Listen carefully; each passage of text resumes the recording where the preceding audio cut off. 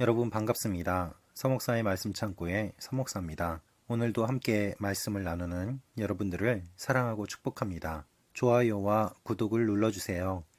여러분과 함께 더 많은 말씀들을 나누기 원합니다. 오늘은 예레미야 43장 1절에서 13절 말씀입니다.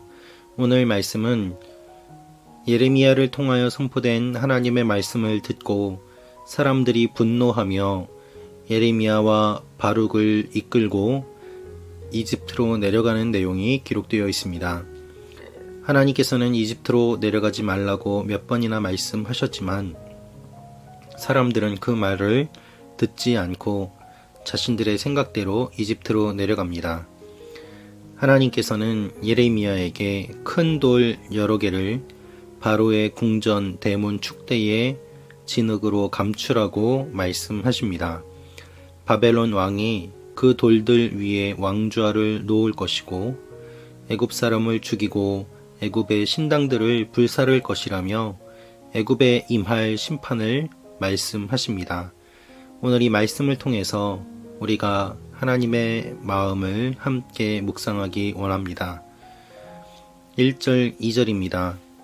예레미야가 모든 백성에게 그들의 하나님 여호와의 이 모든 말씀 곧 그들이 하나님 여호와께서 자기를 그들에게 보내셔서 말하게 한 그 말씀을 말하는 것을 끝냈을 때 호사야의 아들 아사리야와 가레야의 아들 요하난과 모든 교만한 사람들이 예레미야에게 말했다. 당신은 거짓말을 하고 있다. 우리 하나님 여호와께서 너희가 이집트에서 살기 위해 그곳으로 가지 말라고 말하라고 당신을 보내시지 않았다. 여러분, 사람들이 무엇이라고 이야기를 합니까? 예레미야에게 당신은 거짓말을 하고 있다라고 말을 합니다. 그들이 말하는 내용을 들어보십시오. 우리 하나님 여호와께서 그렇게 말씀하실 리가 없다는 것입니다. 오히려 바룩이 예레미야를 부추겨서 우리를 대적하게 하려고 당신이 예언한 것이 아니냐라며 이야기를 하고 있는 것입니다. 예레미야를 통하여 선포된 하나님의 말씀이 마치 정치적으로 자신들을 공격하기 위하여 정치적인 대적이 예레미야를 부추겨서 하나님의 이름을 빙자해 예언하게 한 것처럼 이야기를 하고 있는 것입니다. 그래서 그들의 모습을 하나님은 이렇게 평가하고 계십니다. 4절입니다.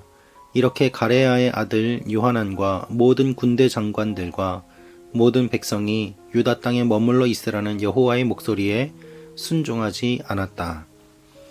하나님의 말씀을 들었음에도 그들은 순종하지 않았습니다.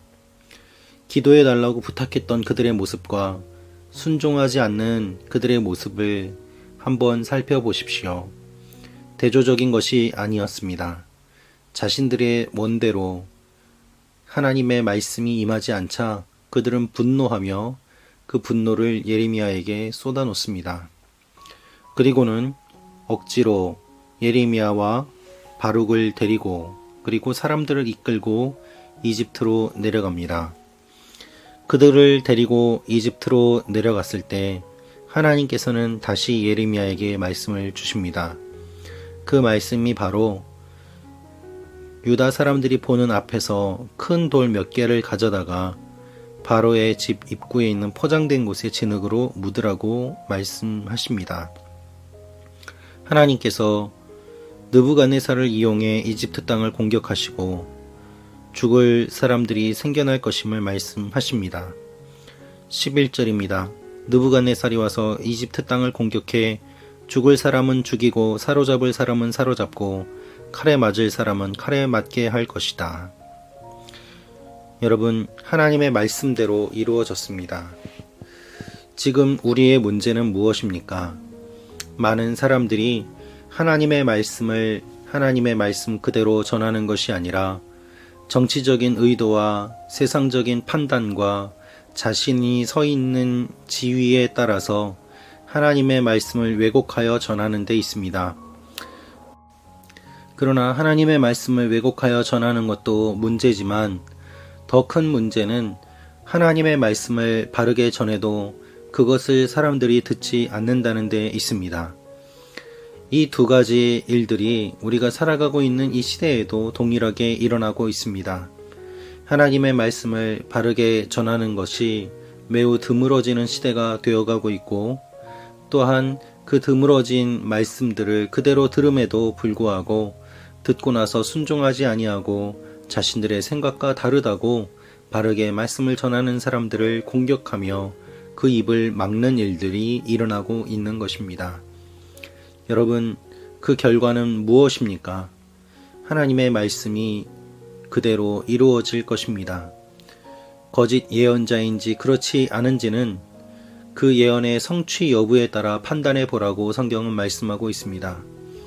그래서 아무리 사람들의 귀에 좋은 말을 한다고 하더라도 그것이 하나님의 말씀이 아니라면 결국에는 드러날 것이요, 쓴소리라고 하더라도 그것이 하나님의 말씀이라면 그것 역시 드러나게 될 것입니다. 그래서 우리는 하나님의 말씀을 분별할 때에 현재에 일어나는 것만으로 판단할 것이 아니라 앞으로 일어나는 일들을 바라보며 하나님께서 행하시는 것들을 바라보아야만 합니다. 하나님의 음성을 듣고 하나님의 음성을 분별한다는 것은 무엇인가 영적인 것처럼 보입니다. 그러나 영적인 것과 함께 사실 하나님의 말씀은 매우 이성적이고 지성적이고 또한 종합적인 판단을 필요로 합니다. 이 시대를 분별하고 시대의 흐름을 분별하고 정치적인 흐름과 문화적인 흐름과 또한 사상적인 흐름을 바르게 분별하는 가운데 하나님의 말씀이 어떻게 임하는지를 영적으로 바라보며 함께 종합적으로 해석할 때에 하나님의 말씀이 들려지고 해석되고 또한 깨달아 알게 되는 것입니다. 예레미야는 애굽으로 가면 망한다고 선포하였습니다. 그러나 그는 잡혀서 끌려갑니다. 애굽으로 가면 죽을 것이라는 것을 선포하였는데 그가 애굽으로 끌려갔을 때 그의 마음은 어땠겠습니까? 자신도 죽을 것이라는 것을 알고 있지 않았겠습니까? 그러나 놀라운 사실은 이집트로 끌려갔지만 그곳에서도 하나님께서 말씀하시고 그곳에서도 하나님께서 예레미야를 사용하신다는 것입니다. 끝까지 하나님은 말씀하시고 끝까지 하나님은 하나님 되심을 선포하십니다. 여러분, 교회가 교회다울 수 있는 것, 크리스찬이 크리스찬다울 수 있는 것은 오직 하나님의 말씀 위에 바르게 설 때에만 가능합니다. 말씀을 아전인수격으로 해석하는 것이 아니라 말씀 앞에 우리의 모습을 돌아보며 우리가 주님의 말씀대로 살아가도록 최선을 다하며 온갖 모욕과 온갖 어려움 가운데서도 그 말씀을 붙잡으며 살아갈 때 내가 말씀을 붙잡음으로 말미암아 말씀이 우리를 살려주는 일들이 일어나는 것입니다.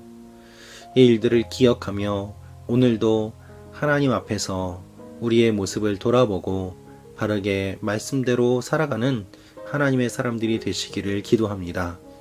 세상의 흐름과 눈에 보이는 것들에 너무 현혹되는 것이 아니라 눈을 감고 마음을 돌아보며 우리가 무엇을 생각해야 될지를 생각함으로 쓸데없는 생각들을 제하여 버리고 하나님 앞에 온전한 이성과 바른 양심과 깨끗한 심령으로 나아가는 여러분과 제가 되기를 기도합니다. 기도하겠습니다. 아버지 하나님, 하나님 앞에 말씀을 의도적으로 거부하는 사람들이 있음을 저희가 알고 말씀을 붙잡고 말씀대로 나아가는 하나님의 백성들이 되게 하여 주옵소서. 말씀 위에 굳게 서는 한 사람 한 사람이 되게 하시고 우리 말씀 창고 가족들 위에 하나님의 음성이 들리며 하나님의 기름 부으심을 따라 살아가는 용기를 허락하여 주옵소서. 예수님의 이름으로 기도합니다. 아멘.